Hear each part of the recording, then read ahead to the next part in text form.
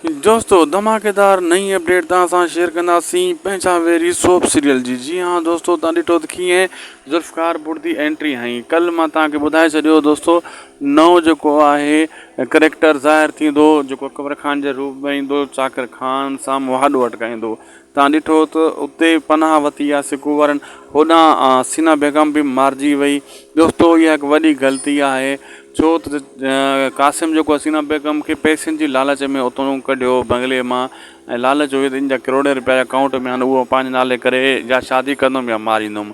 ऐं उहे ॾेखारियूं कोन, न शादी कयईं न उहे करोड़नि रुपया खां वरितईं, यकदमि गोली हणी ॿई ॿाहिरि उतां भॼी विया।